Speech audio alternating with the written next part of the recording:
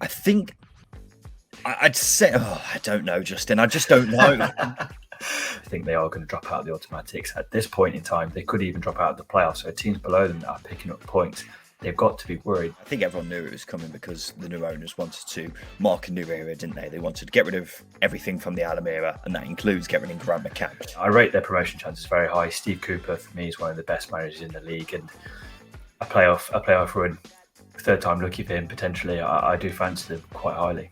If you're a team coming up against them in the playoffs, you'd be a bit worried. He's quite easily the best ball-winning midfielder in the league. He's energetic, he's robust, he's good with the ball at his feet. He's a good technical player as well.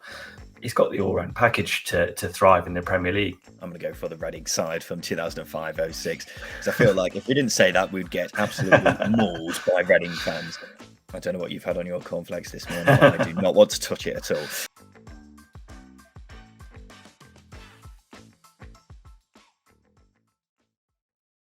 Hello and welcome back to another episode of the Stopwatch. It's the Championship show with a little twist. 5 topics, 2-minute timer, 2 hosts, Ryan and Justin from the Second Tier Podcast. Let's get right into it. Despite recording 6 wins in their last 11 games, Hull sacked Grant McCann in midweek. Was it the right decision, Justin?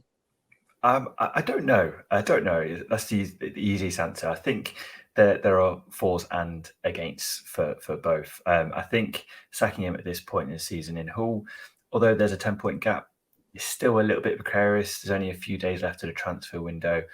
A new manager's got to come in and get the side settled and get used to the players. The players have got to get used to him. It's a difficult one to say, but I think if a new ownership is going to come in, change is always going to be on the cards. It probably looks harsher than it was because of that run of form. But at the same time, Grant McCann probably knew it was coming.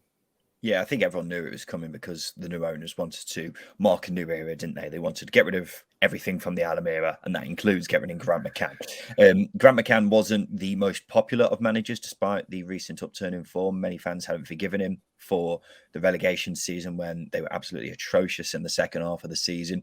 So I think if the owners wanted to start a new era, then yes, it was the right decision. But it does seem like it's a bit harsh on Mr. McCann, considering he's now turned things around a bit. And one could make a very good argument that it could disrupt their momentum. I think that's a very fair argument, isn't it, Justin?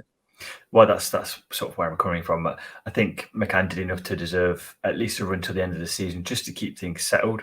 But at the same time, you've got to convince a new owner to spend his money on a manager he doesn't really want at the club. So from that point of view, I understand it.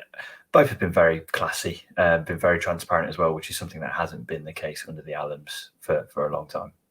At the end of the day, if the new owners want to be back in the Premier League, it's difficult to see that happening with Grant McCann in charge. So I'd say, yes, it is the right decision in the long term.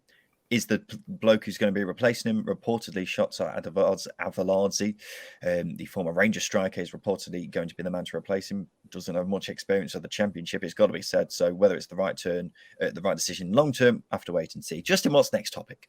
After slipping down to 5th with only 1 win in 6, are West Brom out of the automatic promotion race?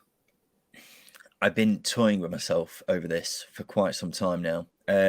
Last night's result is one way of making me think, yes, they are out of the automatic promotion race. I think I'd say, I don't know, Justin. I just don't know. Yeah, that's fair. I'll make the easy answer. I think they are out of the automatic promotion race. I think it's not only the results, but also the performances that aren't up to scratch. I think results-wise, it's been the same thing all season. They're struggling to put chances away. DK's out for another 8 weeks, which he was the man who's going to come in and save West Brom, and that's not going to be the case because, as I say, there's a 2-month absence for him. So for me, and that alone, I think they are going to drop out of the automatics. At this point in time, they could even drop out of the playoffs. So teams below them that are picking up points, they've got to be worried. There've got to be a lot of conversations happening at the club to see where they go from here, because performances haven't been great and results have been even worse. Absolutely. They're definitely in danger of dropping out of the playoffs right now.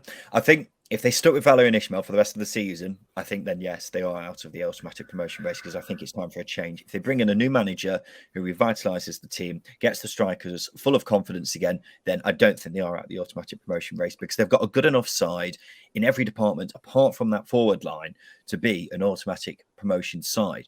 and they should be up there, quite frankly, but it's just gone really, really badly over the past few weeks, and the Preston result in midweek was the icing on the cake with that, really. So I think if they got a new manager in, then I think I could see them challenging for the top two once again. But with Ishmael sticking, if they stuck with him, I'd struggle to see it at this point, and playoffs would be still at risk.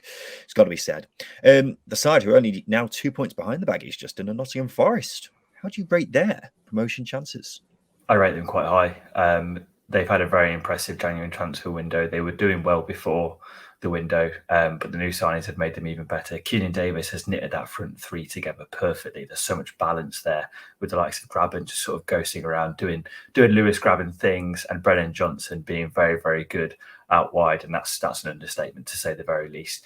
Defensively, they're very good. Steve Cook has been an absolute monster since he's come in. And the absence of Joe Worrell over the last 2 games has hardly been felt because they've been very, very good. So, yeah, I rate their promotion chances very high. Steve Cooper, for me, is one of the best managers in the league, and a playoff run, third time lucky for him, potentially. I do fancy them quite highly. Yeah, I think right now they're one of the teams who I'd say I'd be surprised not to see in the playoffs come the end of the season, because they are looking so good at the moment. I struggle to see them challenging for the top two. I think that may be just too big a hill to climb, but I think they'll be a good side to be in the playoffs, because they're a side that are so hard to beat, aren't they? They're so defensively solid. Steve Cooper is always that kind of manager who likes sides to be defensively solid. And I think if you're a team coming up against them in the playoffs, you'd be a bit worried, because they're a really, really solid, hard to beat side. So yeah, I really fancy their promotion chances. As I say, I think they're looking a good bet for the top 6 right now. And overall, you look at the side that they've got, it's hard to see any weaknesses, isn't there? There's barely any weaknesses. There's so much balance in that team. It's ridiculous. And if they bring in the players that they've been linked with, Jed Wallace, very highly linked with Forest, that could make them even better, which is a scary thought, because, as you say, Steve Cooper likes to build on solid foundations, but they're very good going forward as well. Absolutely. Jed Wallace would be a game changer for me. If they get him in, then top 6 would be nailed on for sure. Justin, what's the next topic? Who is your outside of the box unlikely pick to be a Premier League player next season? Luton fans won't thank me for saying this man, but Elijah Adebayo for me, someone who I rate incredibly high as a striker. I expected him to have a good season. He's done even better than I expected. He's now on course to get 20 goals this season, which would be a phenomenal tally for someone who was playing in League Two at the start of last season. But he's been absolutely sensational. He's a big bully of a striker, works his socks off, has missed a few chances this season. So I would like to see him have another season at Luton. But I wouldn't be surprised if he attracts a lot of interest in the summer, because he has been so good this season. And he's the kind of player who I think a lot of Premier League sides would look at and think, yeah, I'll have a bit of him, because he's still relatively young. I think he's 24, isn't he? So he's still got his prime years ahead of him. A lot to like about Adebayo, Justin. Yeah, I think Adebayo plays like an experienced striker as well. You forget he's 24, which is quite stirring. The player I've gone for is Huddersfield's Lewis O'Brien. He's quite easily the best ball-winning midfielder in the league. He's energetic, he's robust, he's good with the ball at his feet. He's a good technical player as well. He's got the all-round package to thrive in the Premier League. And I think Premier League clubs should be looking at him now. And again, Huddersfield fans won't thank me for that. And I know Leeds have been linked with him in the past, but for me, he could easily glide into any midfield and make him a difference in the Premier League. The likes of Newcastle, I think he'd fit very, very well in a side like that. And they've got money to spend as well. So I think Lewis O'Brien, as I say, best ball in midfield in the league. A lot of Premier League clubs should be looking at him, should be considering him as an addition into their midfield. In my book, he's someone who's destined to be in the Premier League at some point. Could it be with Huddersfield? Maybe. But he's such a good player, works his socks off. He's so intelligent as well, but he can also play with the ball as well, can't he? He's a great passer, great distributor, and can score the odd screamer as well. So he's got everything you want in a ball-winning midfielder. Second tier retro time. Justin, this is always a tasty one. Who had the greatest side in Championship history? I'm going to say an honourable mention straight away. I'm going to say the Blackpool 09-10 team. Obviously went up in the playoffs, and they're built on pennies, but they're not the side I'm choosing. I needed to get them out there because they deserve a shout. I've gone with Leicester's 2013-14 side. 102 points, 31 wins in the season. They match Reading's record in 05-06.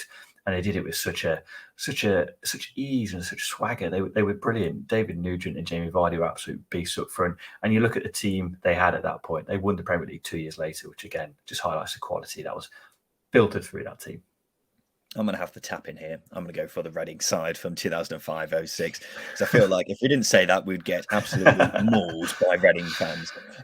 But they were the best side the Championship has ever seen. You had every player there who knew what their job was and did it with such ease. And they had 4 strikers who would have got into any other Championship side that season. And the rest of the team, Steve Sidwell had probably one of the best seasons a Championship midfielder has ever seen. James Harper was class in midfield. Bobby Convey was brilliant. The defence, no one talks about the defence really, but the defence was solid as a rock. It was just everything you want in the Championship side from front to back. Without a doubt, the best team the Championship has ever seen. And that 106-point tally, it's not going to be topped, is it really, Justin? I struggle to see anyone ever topping that.